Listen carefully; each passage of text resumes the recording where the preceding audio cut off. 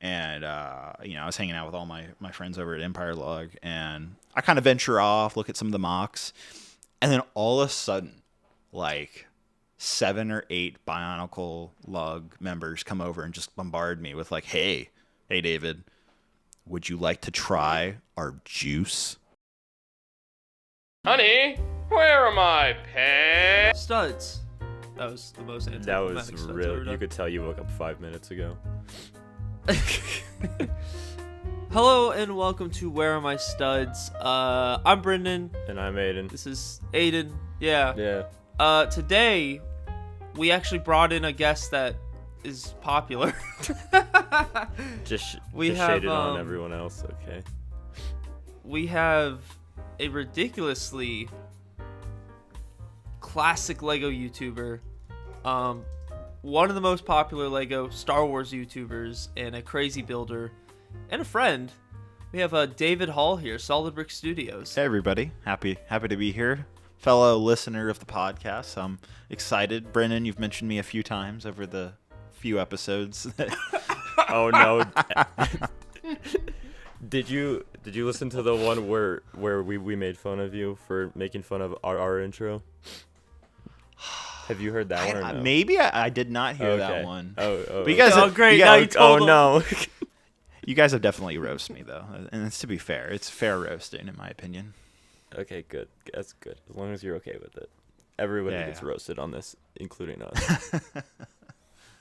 No. But yeah, so this is pretty cool. We haven't really, I guess we really haven't had any big YouTubers, or I guess influencers. I don't really like that word, but like we haven't had that type of person on the podcast yet. So this is pretty exciting. I like the term Um, content creator. That I hate the word influencer, even though I am one, and I've acknowledged that. Content creator sounds way more appealing to me. Okay, going forward, Yeah, I we agree. will use content creator then. Only for you though, not for everyone. There are definitely some Oh. people who are just straight up influencers. Oh, absolutely. Who's a never mind. We can't talk about Yeah, that. yeah. So for this episode, one of the reasons we thought it'd be really good to bring David on is that we're actually going to do a deep dive on 2008 and not just Lego Star Wars, just Lego as a whole. This was suggested to us by our friend Benji Brix, who has been on the podcast, I think 2 or 3 episodes ago now. And we're just going to try it out. I have a lot of facts and stats. And for context, I was 4 years old when 2008 hit, so we're all going to have a little different perspectives. How old were you, Brendan and David, in 2008? I was 6. I was 11 years old. Perfect age. Yep. So a wide variety of stuff. I'd say this is the first year I actually discovered Lego was a thing. It's the first year you had memories, probably. Yeah, true. Because I remember certain sets out on the shelf, like the we've talked about it before, but like the AT-AP from 2007, or was that 8? Like I remember seeing that That's on 8. shelf. All those battle packs. Those were my first Star Wars sets. Just real quick, do you guys have any memories from this year? Since you guys probably had a little more developed of brains than I did. Brendan, you want to go first? Yeah. 08 for me was the first year I ever liked Lego in general. I was 6, so I was still pretty young, but if we're just talking about in general, I mean, that's when Clone Wars came out. I definitely remember that. That's when I started watching Lego YouTube as well. So I was watching people like Pizza Movie, and David, I know you're going to know all these names. Pizza Movies, I guess David, this guy named Nice Round 99 back in the day. With his missing finger or whatever. Yeah. That's a deep cut right there. Literally. Damn.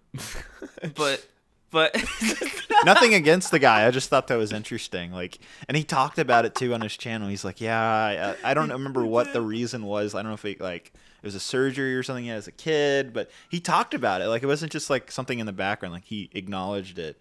It was so That's weird. pretty cool though. Yeah, that's pretty cool. But yeah, that's hilarious.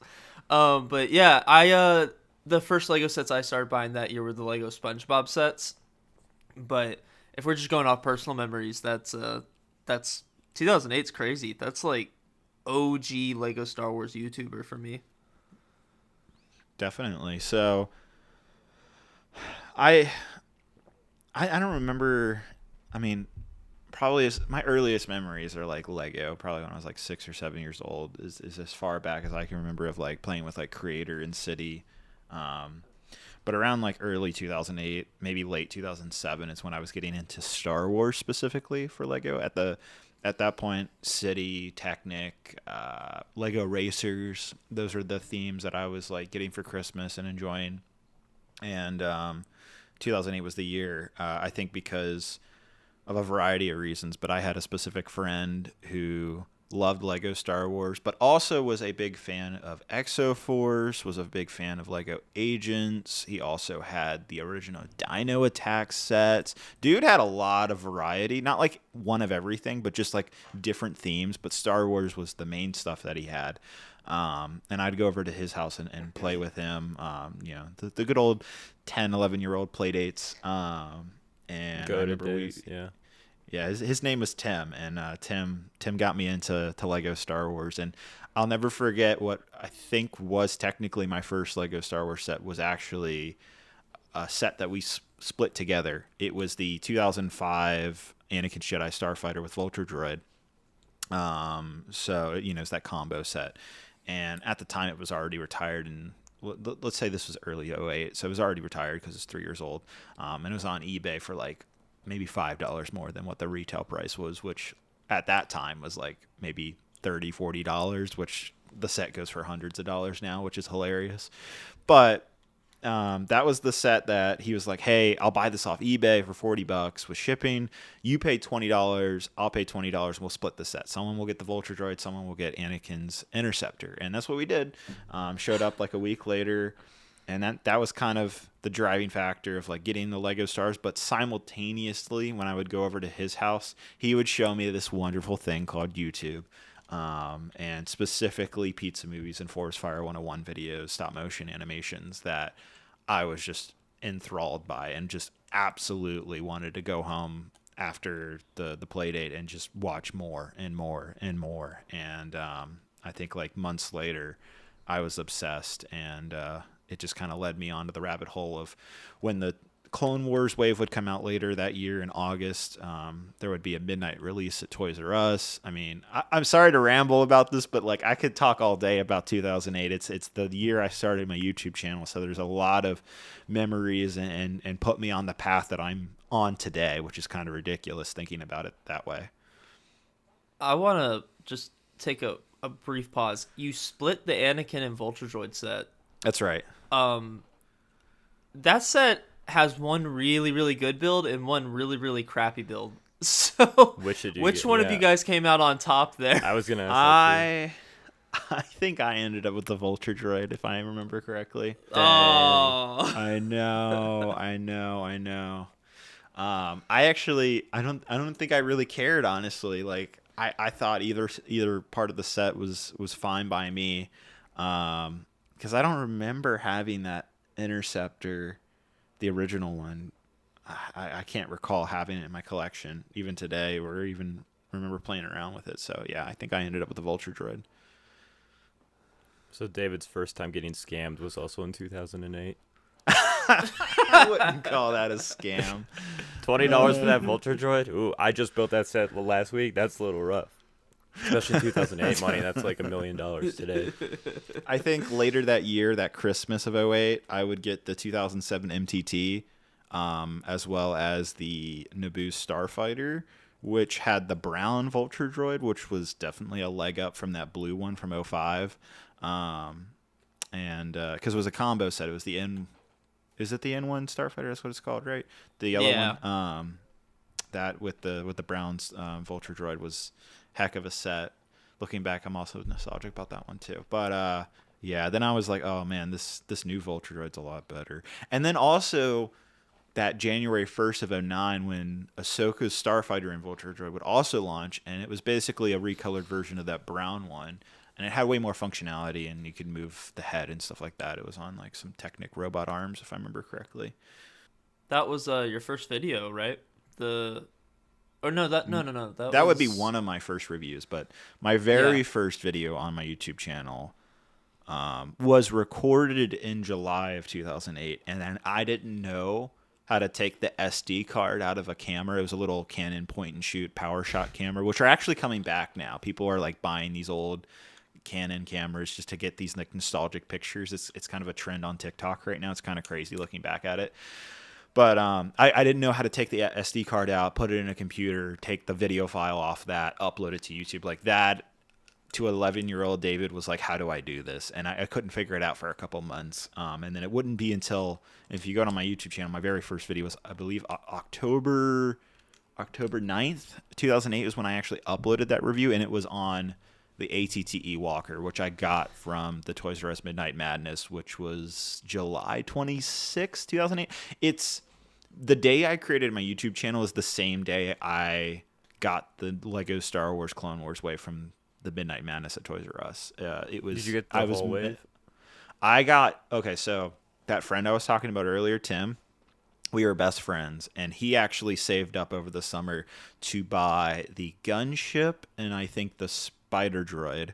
And then I saved up all summer working with my dad. We were working on various like home renovation projects.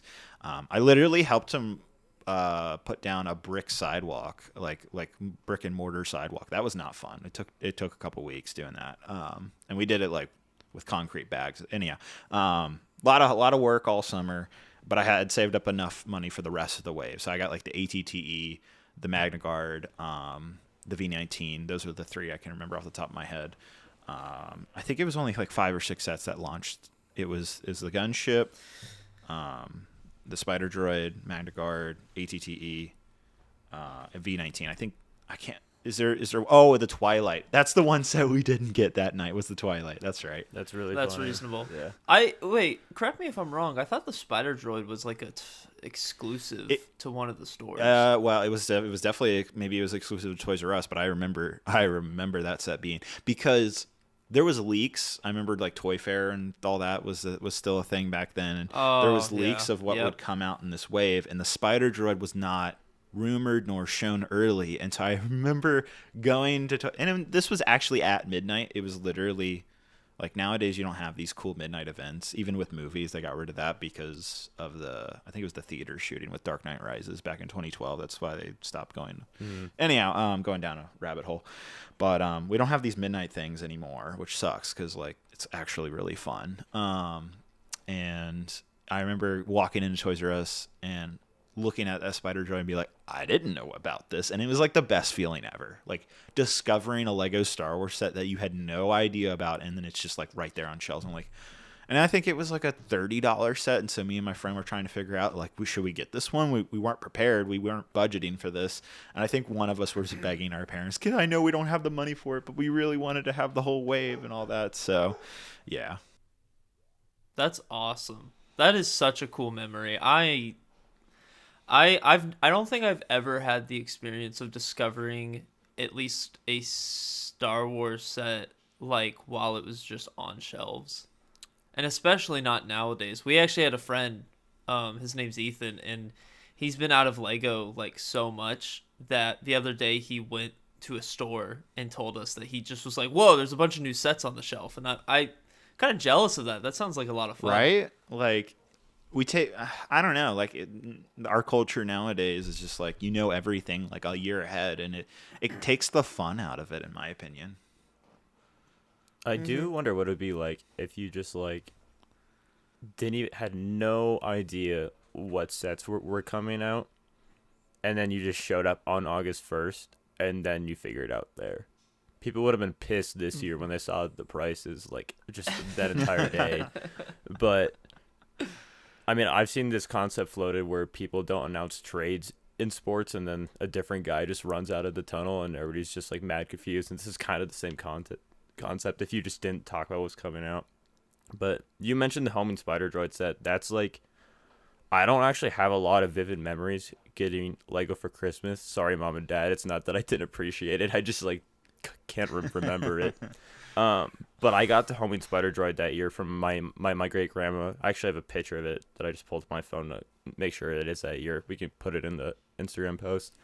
Sure. But that's like the first bigger Star Wars set that I got, like bigger than like a battle pack size. So and like I remember building that very vividly. So that's probably my first vivid like building memory of Lego. And I also got the Coast Guard helicopter that year. I saved up for that, and I got that, and that's actually a big deal to my parents too. It's like one of like their biggest Lego memories with me.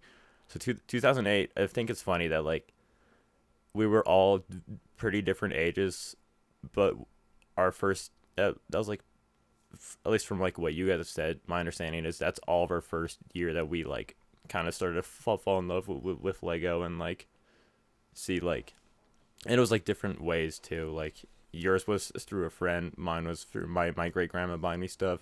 Brendan, how did you get into it? Like, what was the thing that got you into it?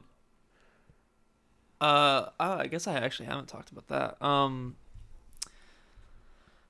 I think my brother for his birthday had gotten like 3 sets, all sets that I'm sure all 3 of us have owned.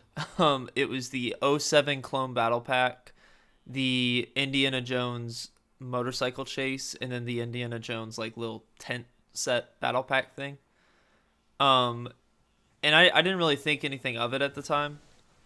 And then at some point my mom had gotten me this like Duplo set that was based off this little kids show called Word World, I think is what it was called. Goated show. And like all the animals.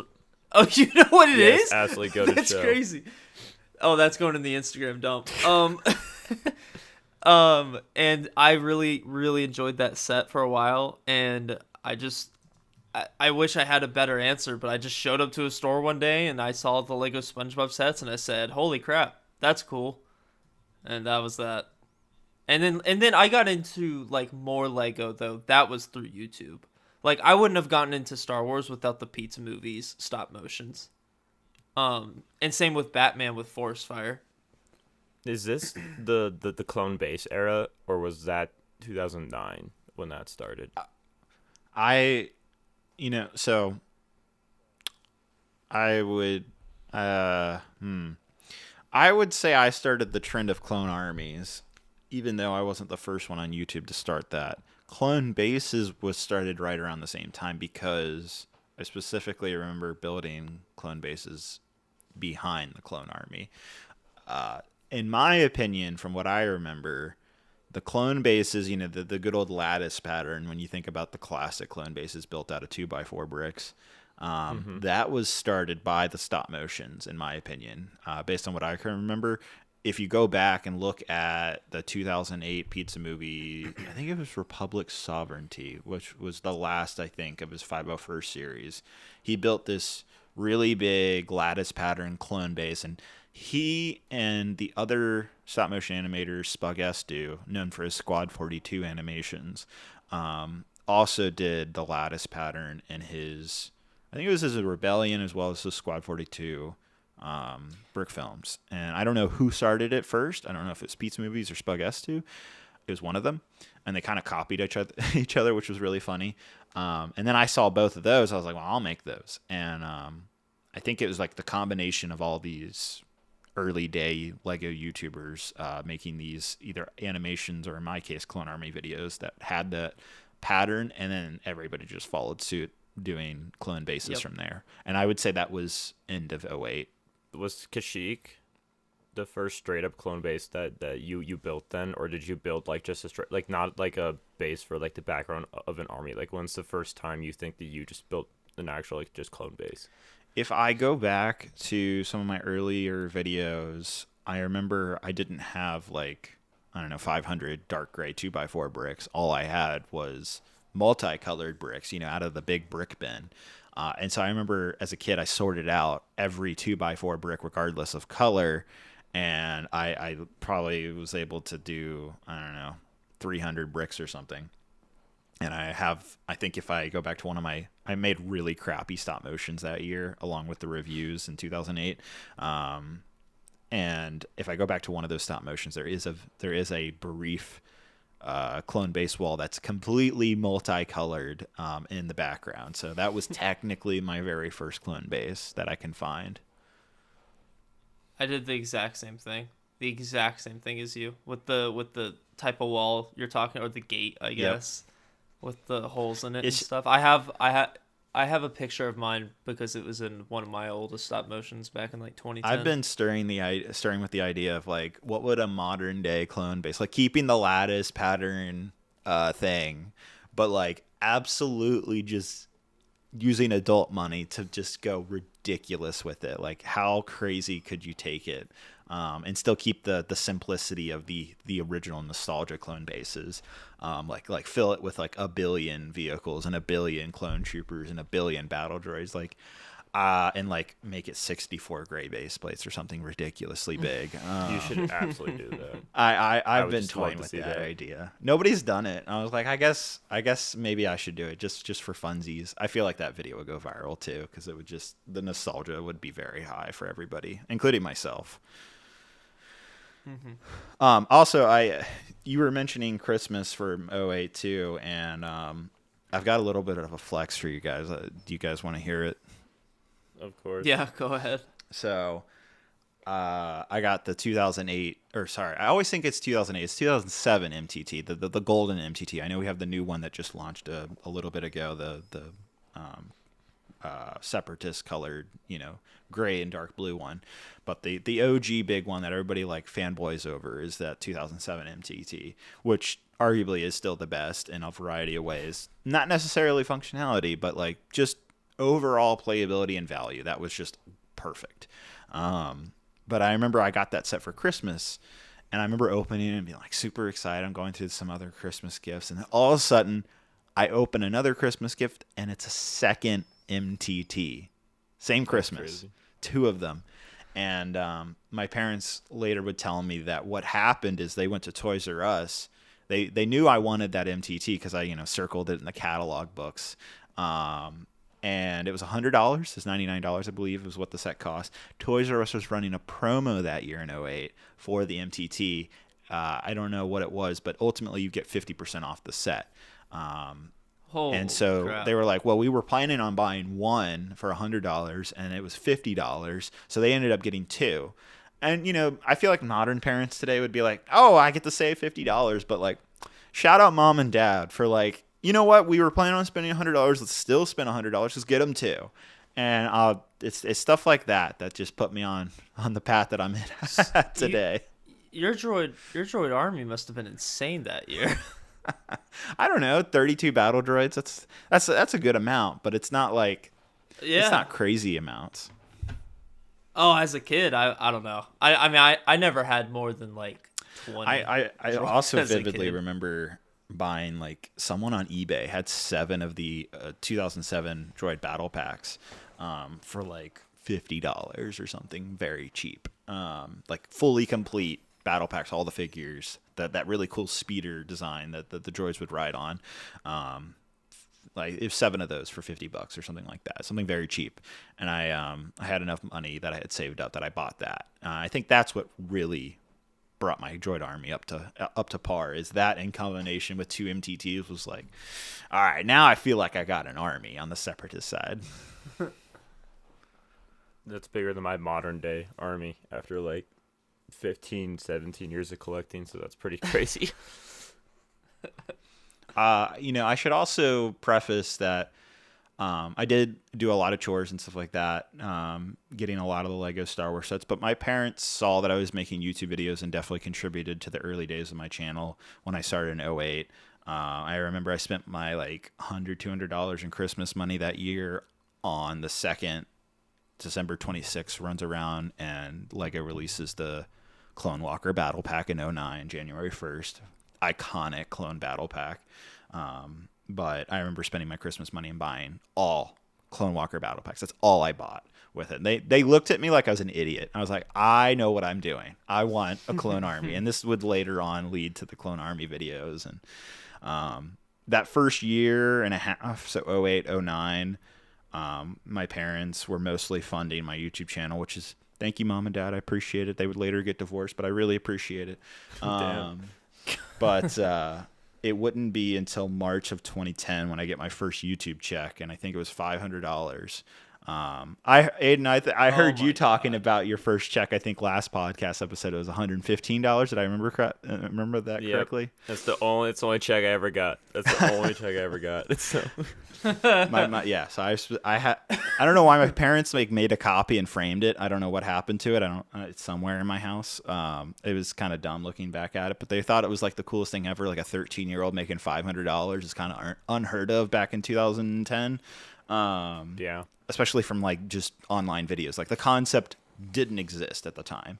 It was very unknown, new, social media was just beginning at that time. And I remember that type of era, like where it was almost like a mystery on if YouTubers made money on their videos and stuff, because it was like so unheard of back then. Like you didn't think you would make money on YouTube. Well, at the time, I remember like I had gotten to 1,000 subscribers pretty quickly because while my first couple of reviews were just sets that I already had, like the Turbo Tank, the ATTE, which was a new set when I got it, but by the time I uploaded in October, it had already been out for like 4 or 5 months. Those videos did. I remember seeing a couple. I remember the first like 100 views, and I was like, "This is the coolest thing ever!" And just being like blown away that people are actually clicking on these videos, leaving comments. At the time, it was a 5-star rating on YouTube, so seeing the ratings come in and stuff like that. Oh my god! Oh yeah. The ratings. I'll get full nostalgia on YouTube with you guys, but yeah. So I remember that just blowing my mind. But it was. 2008, it was like early December, and my Toys R Us had gotten the like Republic Attack Shuttle, the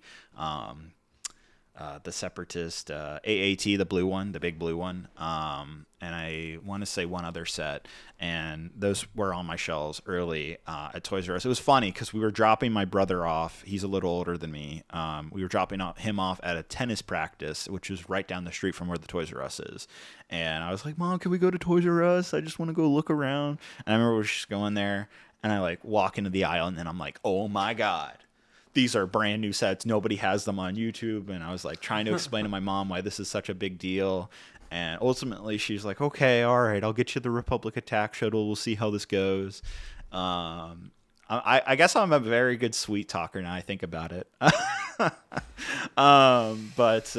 Yes, I ultimately got that. And that video, that review, because nobody had seen the set other than like some bad leaked images of the attack shuttle, along with some of the other sets that would come along in the following days, would just blow up. I would get thousands of views on those reviews, and that would quickly gain a subscriber basis. That's how my channel launched into fame per se. I wouldn't call it fame back then, but for me it was like unbelievable at the time. That's how it all started, with those reviews, being first and early to review those Lego Star Wars Clone Wars sets. So what I'm hearing is you owe Tim and your mom a couple bucks for where you are now. I can absolutely attribute both of them to where I'm at today, and I definitely owe both of them some serious coin, I would say. But just following up the thread I was talking about a minute ago, yeah, when I got that first $500 check from YouTube in 2010, from there on out, every Lego set I would buy myself with the money that I would be making off YouTube. So it was only the first year and a half of my channel where my parents were helping with that. Not to say I wasn't doing a billion chores or things, earning the money. But they also supported the channel, specifically my mom. I remember my dad was against it. He thought I should be doing after school mathematics. My dad's an engineer. He was like, you should be headfirst into books right now. You should be, the traditional, kid stuff.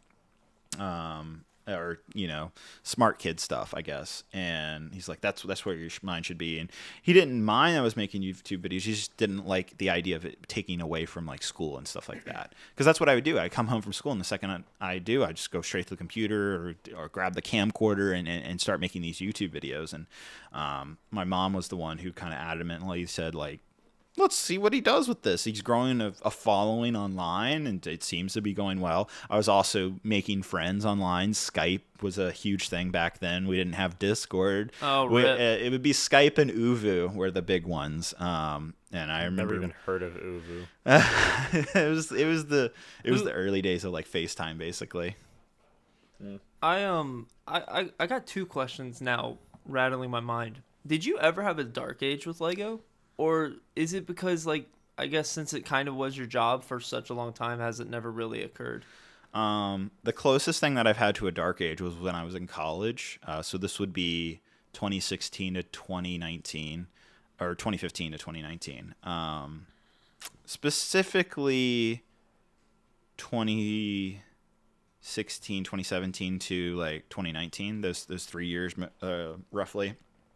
Not because I wasn't making reviews, I was still cooking out videos, but like I remember like the Solo Wave, I like didn't get many of those sets. I didn't get all of the second half of the Force Awakens sets where that turbo tank would come out in 2016, and like the quad racer. I remember that those were the first Lego Star Wars sets that I wasn't buying day one. I remember that in that era, which looking back, like a lot of those sets were really good. And eventually I did and would get them. It's just they weren't like up until that point. The first 10 years of my channel, I would always get every Lego Star Wars set as soon as I could, review it, all that. But as soon as I was going like a year or two into college, I started dipping down on that. I was still working. I think at the time I was working on a Scarif mock, and then that would later lead into Crate. So I was still doing that on the occasion, so keeping the channel active. But reviews were kind of taking a back burner because I was focusing on school, and I was also getting burnt out of Lego Star Wars a little bit at that time, and was kind of like, I was also wondering to myself, like, is this when I finally step away? Like, I think I had like 100, 200,000 subscribers, which is a lot. But I was like, where do I go from here? I was kind of having like that YouTuber midlife crisis. The That's interesting, by the way. I never knew that. But the other thing I'm actually curious about, and I know these are kind of different questions, but what was your first Lego con? When you say LegoCon, I think of the terrible online reveal thing Lego did like 2 years ago. Oh my god. No, oh god, no.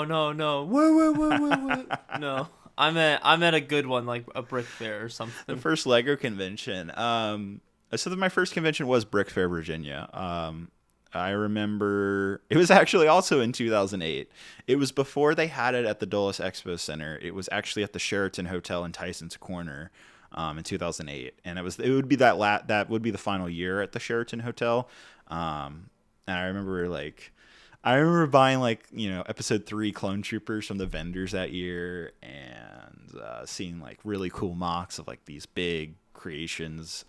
It was really cool, but that would be my first convention, and I would go back to Brick Fair the following year in 2009, and that's where it would be in Dulles Expo Center. And at the time, I don't know if you guys knew this, but there was actually 2 convention centers. That Walmart right in front of the Dulles Expo Center used to be the North Hall. It used to be 2 separate buildings Really? for Dulles. You had to walk that far?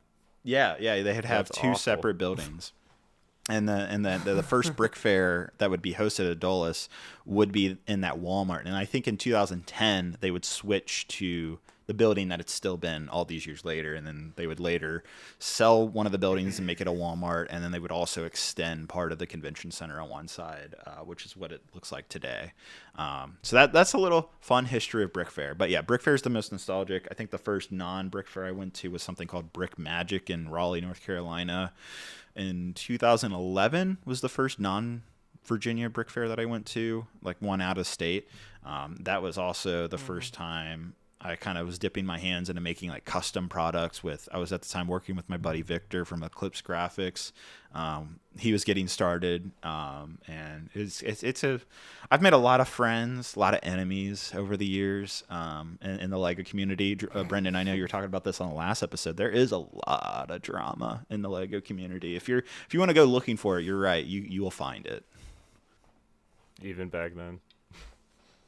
Even back Which then. is funny because Oh, like a lot of especially. people associate older Lego community with like being drama free, and I guess it's because we were, at least for me, I was outside looking in, so that might be why I associate it that way. Because like I didn't actually make content until 2016, so like from '08 to 2015, I don't know, my head has always just been, oh, everybody got along. But apparently that's not true. Dude, I remember some of the old The drama. I'm not gonna the bring it up, YouTuber but I drama remember was it. all like online. It was all through Skype calls and online drama. There was very little. I don't remember there being much convention drama until like maybe the 2010 era, like 2014 and onwards. That's when the early days of Brick Fair, just Lego conventions in general, of what Lego conventions has been around since the early 2000s.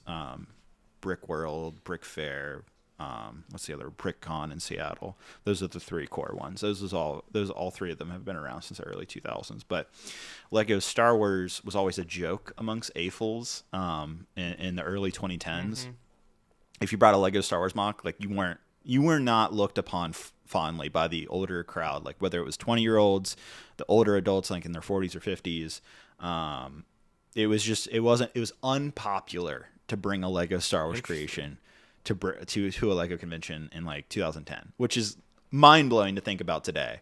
And it was all kinds of other builders. You know, I don't want to credit myself, but like I would bring my Lego Star Wars mocks to like Brick Fair, for example, and like it took years and years of myself and others to convince like other AFOLs that like, hey, Lego Star Wars builders are serious, and all that jazz.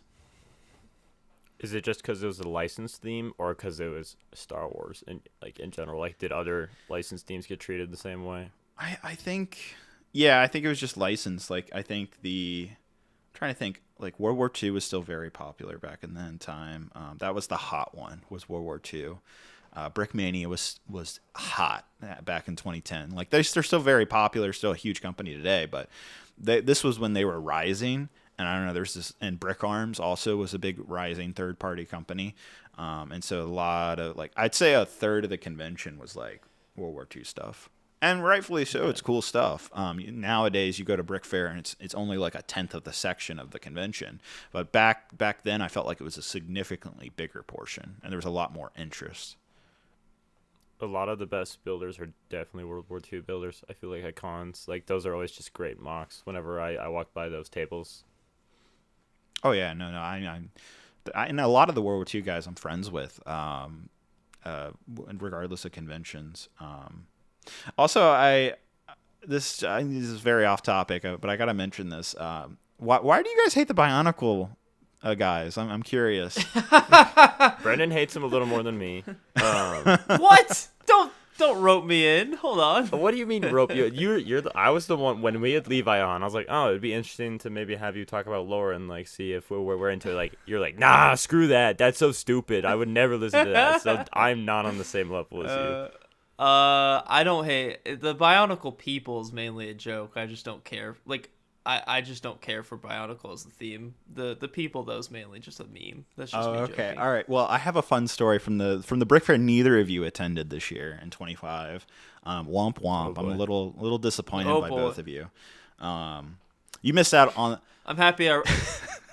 You missed out on the Motunui juice. Okay, this is what you guys missed out on. I was at Adult Swim, which is Saturday night at Brick Fair every year. They have something called Adult Swim. 9 p.m. afterwards, you have to be 21 and over to enter the convention center. They ID you, and it's just a giant drinking fest with nerds. That's literally what it is. Everybody has like beer or alcohol in their hand or cocktail, whatever it might be. And I was hanging out with all my friends over at Empire Log, and I kind of venture off, look at some of the mocks, and then all of a sudden, like 7 or 8 Bionicle Lug members come over and just bombard me with like, hey David, would you like to try our juice? And I was like, what? I was like, I'm like a little tipsy, and I'm like, I don't know what's the juice. And they're like, it's the Motunui juice. And I was like, what? And they're explaining the Motunui. There's some like Bionicle legend or whatever. It's part of the Bionicle lore. And they're like, just come try it. And I walk over. It's this big, giant jar of blue, like bright ocean blue liquid with glitter in it. And then I see next to it, they have 2 giant handles of vodka. And they're like, yeah, we combined, I think it was Mountain Dew, glitter, and vodka was what Mountain Dew juice was. And so they have the little scoop, and they get me the red Solo cup, pour it in, and then they're recording this. They wanted to see my reaction. I was like, oh god, this is gonna taste terrible. I tasted it, I'm like, this is actually pretty good. It's not bad, guys. This is pretty tasty. And it was weird because I was drinking glitter. It was edible glitter, but yeah. And I just love the idea. I love the idea they ambushed you. Like they just surrounded. they you literally and were like, surrounded me. There's no other Complete choice. peer pressure. Can't believe you said yes. I wanted to try them on. I would Uju. not have How do said you say yes. no? How do A you say random no to the concoction mount- drink from the Bionicle tables? Nah, you ain't catching me with that ever. No matter what name they call it, Chug Jug. Like I'm not drinking that. You know, Empire Lug needs to have the Bacta juice next year. That would be fun, actually. We need some Bacta over here. Gotta tell Blaine and Matt. I'm gonna have to figure out a cocktail for Bacta now. My fiance Darby, she used to be a bartender, so I'll work with her on that. We'll figure it out. We'll get it. We'll make it happen Okay. for 26. Okay, good. I'm gonna be counting on it. Since David is on a bit of a time crunch, we're just gonna run through. There's a few guessing games that I came up with based on sets and minifigs and stuff from that year. Ooh. So first of all, I'm gonna give it some quick context for like the sheer amount of sets real quick. So in 2008, we got 445 sets. This is all according to Brixset. 270 first-time minifigs. If you compare that to today, we got 813 sets so far in 2025 and 699 first-time minifigs. I took this before the August wave came out, so Lego has doubled the output that they're putting out for their sets and minifigs now. I also want to preface, this is the reason, what you just said is the reason why people are complaining about Lego Star Wars figures not having dual molded legs. Why we're not getting like a specifically molded helmet. Like what, even though that's across all the themes, right? Yes, that's across all the things. All the themes, yeah. So in Lego, I don't want to say Legos, in the Lego group's eyes, that's the official terminology. They look at the whole picture. They're not specifically focused on, okay, Star Wars versus Harry Potter. I mean, it's a who gets the most out of what. They have to prioritize certain themes over others, and clearly Star Wars has been getting the back burner here. But what you just said is the reason why we're not getting as much uniqueness to some of the minifigures we would expect, is because of their quote-unquote diverse portfolio. These other themes, One Piece and all this coming in, they have to make room for that. They don't have. Yes, they're building more factories, and I'm not trying to make up excuses for Lego either. I'm just saying this is the reason why this is happening, is because they are taking on more IP, that they need more molded stuff, more new products, more unique minifigures, and this is the reason why we're seeing Lego Star Wars slowly have less and less. Sorry. Well, and you mentioned them taking on more IPs. Another thing that I wrote down was there's only 19 true themes back then, and this is actually one of the guessing games. Can you guess how many of them are actually licensed themes? In 08? Yeah. Out of the 19, how many are actually true licensed themes? Avatar, SpongeBob. Does this include Duplo? Indiana Jones. Does this include Duplo? No, I'm not including Duplo. Because Bob the Builder would have been back then, I think. I'd say like 5 IPs. I'm gonna guess 6. It's exactly 5. Oh, let's go. Batman, Let's go. Indiana Jones, Star Wars, SpongeBob, and then Speed Racer, which is like the most random thing to throw in with like those other yeah, 4 Speed very Racer. iconic. I I never owned a Speed Racer set. I think so I had guess one can't Speed hate on Racer it, set. I didn't know they existed till like 2 years ago. Out of 2008, I will be shocked if you guys can name a single one of the top 3 rated sets on Brixset from that year. But I'll let you guys give it a shot. Can I cheat right now? How so? I just want to look up if a set I'm thinking of was launched in 2008 or not. Yeah, that's fine as long as you're not looking up the actual rating. Okay, all right. I won't. Yeah, that's all I need to see. Okay, all right. All right. Green Grocer was launched in February of 2008, so I'm gonna put that as one of the three. Brendan, Surprisingly, I'm gonna no. guess. Surprisingly, I'm gonna no. It's guess- not even top 4. what? Yep. That's crazy. I'm gonna guess Peril in Peru. No, that's a All terrible right, me and set. you both know that's not on there. Me and you both know. You said shockingly, so I said, well, what's one of the worst sets? That's true. That's kind of good. Not a single one of them is a licensed set. If that gives you any. Not a single one. Oh God. Mm-hmm. Well, that's the first problem. They're wrong. And the Green Grocer wasn't one of them? That's blowing my mind. That set goes for bonkers The money. number one is gonna. Okay, wait, let me have a make second Brendan guess. really mad. Actually the top 2. Is one of them a city Coast Guard set? One of them is adjacent to city, but it's not a Coast Guard set. One of them is a remake set for 50 years. Do you know? Oh, do you know the what town set that is square. now? Yeah, Oh, is yeah, that- yeah. Is it the town plan? Yep, that is tied That's for a good second. set. So technically Yeah. it's number 3, and it was designed by Jamie Berard, that was his first year designing. And then that's probably the most famous Lego designer. He also was on Lego designed Masters. he also designed the Green Grocer, just saying. Yeah, and he did a lot of modulars.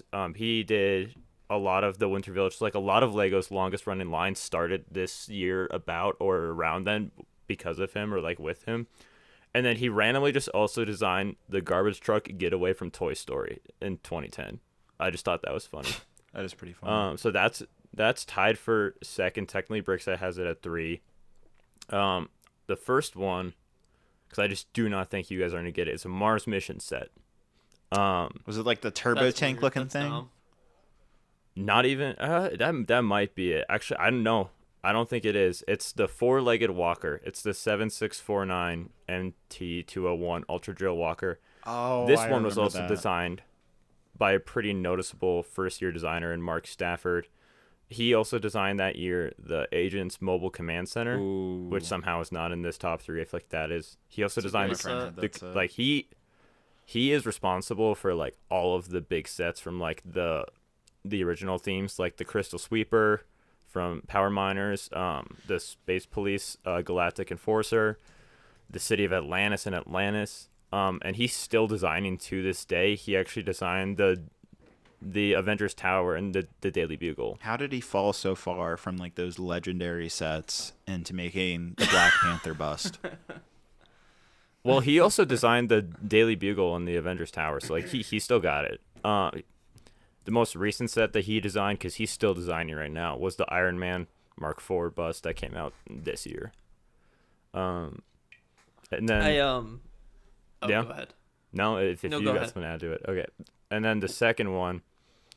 So this is tied with the town plan. Of Oh, he also 4.7 out of designed 5. the Jurassic Park, the gate set, that awesome one. Yes, he also did do Dang, that. that was a good So he's one. doing a lot of bigger sets now. Yeah. So the Mars mission is number 1 at 4.8, and then the town plan was a 4.7. Also coming out of 4.7, I'd never even heard of this set. It's a Bionicle set. It's 8943 Axelara T9, which I'm looking at it, and as an outside looking in, there are so many sets that I think are better than this. I had from this year. set. I have no idea. I had this set. You know, Levi's just like, whoa. Yeah, Levi's freaking I out had right now. this and I David, do you never- want to give your thoughts on it? I 'Cause never- I didn't even know it was a thing. I never opened it. Really? It was one of the few Lego sets that I was just like, what am I gonna do with this? That's so No, funny. it was just that good. He couldn't open it. I understand. It now. is very cool looking. Like you look, I recommend everybody immediately take a second and Google this 8943. It's like it looks something out of Treasure Planet from the Disney movie. It looks something out of that. I love that movie. Such a good movie. That's where my mind. Yeah, goes I can with see it. that.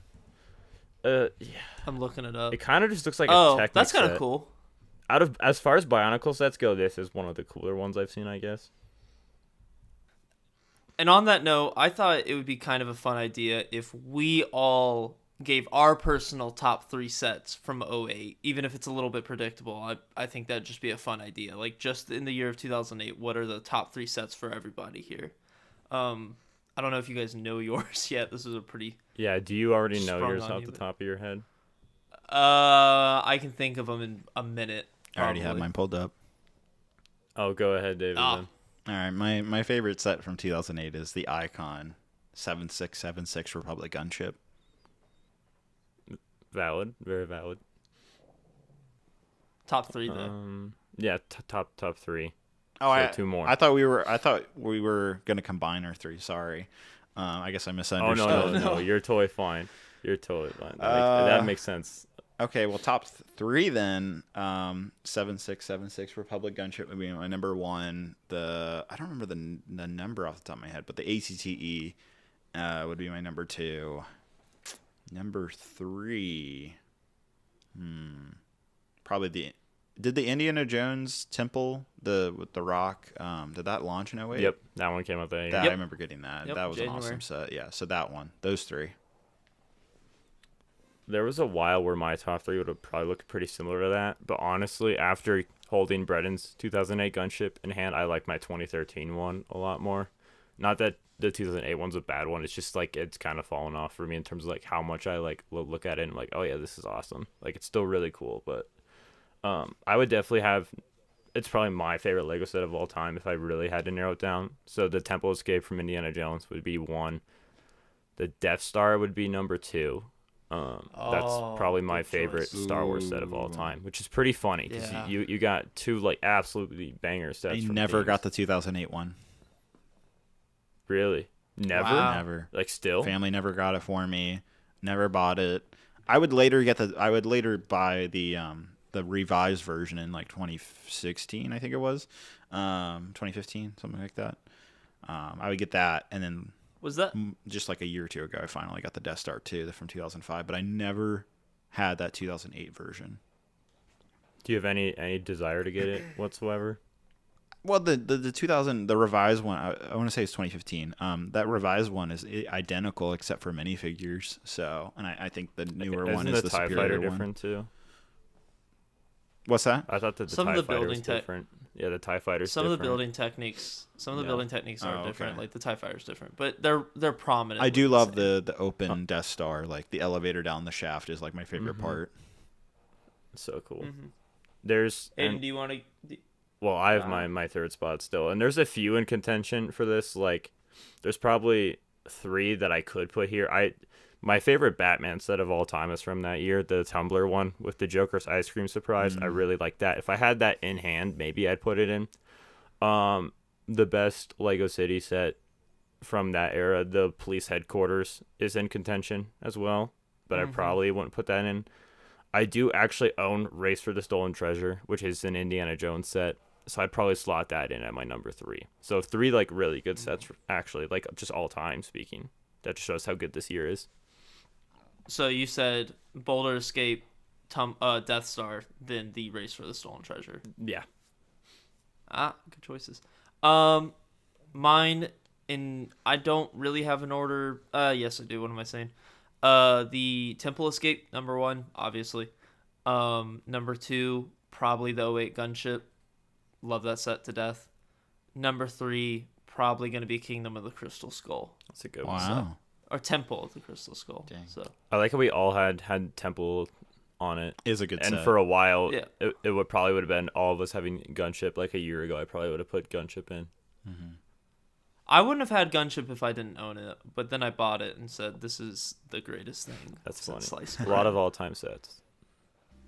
Okay, well, thank you for listening to Where Are My Studs, and thank you, David, for coming on to the podcast. It's pretty fun. I had a good time.